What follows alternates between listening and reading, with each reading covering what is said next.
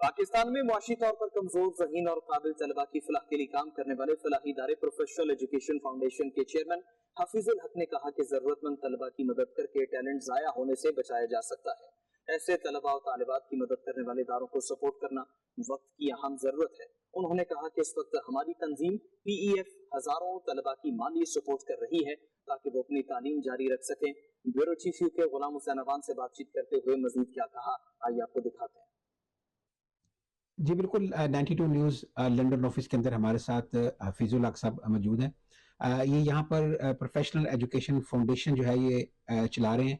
इससे कबल जो है ये दुनिया की कई मल्टीनेशनल कंपनियों में बड़ी आला पोस्टों पर काम कर चुके हैं, लेकिन इन्होंने ये महसूस किया कि पाकिस्तान के अंदर जो काबिल तलबा हैं और वो अच्छी यूनिवर्सिटीज़ के अंदर या अच्छे कॉलेज के अंदर अपनी फीसें अदा नहीं कर सकते, तो इन्होंने अपने दोस्तों के साथ मिलकर 2009 के अंदर जो है वो PEF की जो है बुनियाद रखी और अब तक जो है वो हजारों तलबा की जो है वो मदद कर चुके हैं और कर भी रहे हैं। सिर्फ पिछले साल इन्होंने 3100 जो है वो तालिब इल्मों को स्पॉन्सर किया, उनकी एजुकेशन के अखराजात उठाए।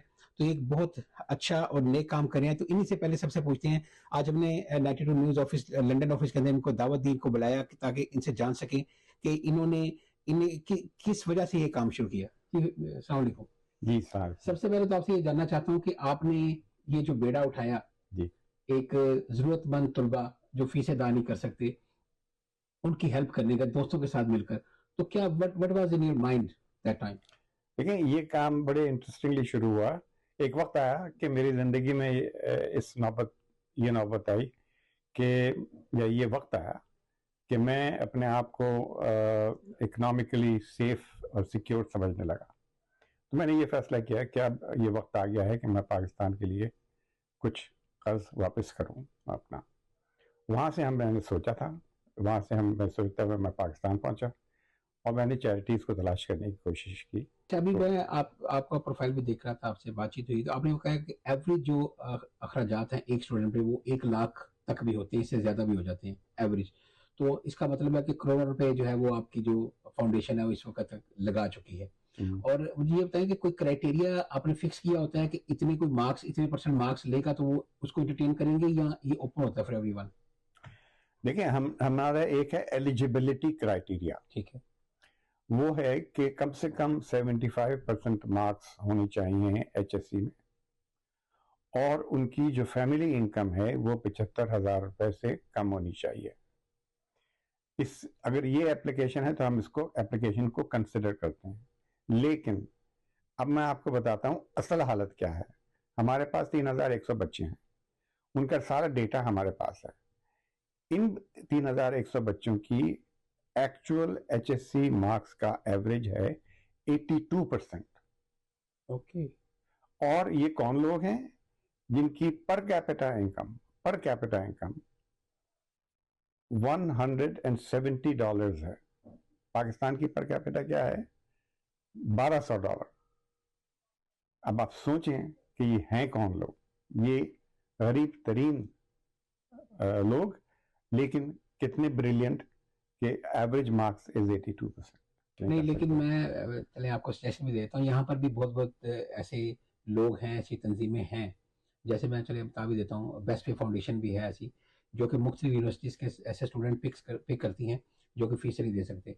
तो अगर आप भी इस तरह का यहाँ पर चैप्टर बनाएं शुरू करें तो आई एम श्योर कि बहुत सारे लोग आपको ज्वाइन करेंगे इस मकसद के लिए, क्योंकि वो जो स्टूडेंट यहाँ से पढ़ के जाएंगे they will return back to our country when you go back. नहीं, ये बहुत बात आपकी सही है और मैं आपसे इस बात को मानने में कोई आर नहीं है मुझे कि अभी हमने इसको इस हद तक लेके नहीं गए। हमारी professional education foundation UK charity commission में रजिस्टर्ड है। हम ये काम यहाँ आराम से कर सकते हैं। जिन बच्चों को आप वहाँ से सिलेक्ट करते हैं, और ये सिर्फ प्रोफेशनल एजुकेशन वाले हैं या जो सिंपल एजुकेशन है उनको भी, क्योंकि आपकी तंजीम का नाम प्रोफेशनल एजुकेशन फाउंडेशन है, तो ये जानना चाहता हूँ। जी नहीं, आपका बहुत अच्छा सवाल है। एक्चुअली हमारी जो ऑर्गेनाइजेशन है वो सिर्फ प्रोफेशनल एजुकेशन की है, जिसको हम खुद ही डिफाइन भी किया हुआ है, NBBS BE एग्रीकल्चर, BBA और कंप्यूटर साइंस। अच्छा, अब डॉक्टर अकाउंटेंट नहीं, उनको प्रोफेशनल नहीं समझते आप? नहीं, हमने अभी इसको इस तरह लिया है, और अगर हमारी फंडिंग बढ़ेगी तो हम इसको मजीद भी इसको एक्सपेंड कर सकेंगे। PF जिस स्पेस में काम कर रही है उसमें कोई ऑर्गेनाइजेशन एज बिग नेम नहीं है। इंडिविजुअली लोग कर लेते हैं, ये मैंने 2 बच्चों को पढ़ा लिया, मैंने 3 बच्चों को पढ़ा लिया, लेकिन हमने ऐसे एरिया में काम करना था जहां हम यूनिक हों। Wish you all the best and we will support you on this noble cause. Thank you so much, शुक्रिया बहुत बहुत।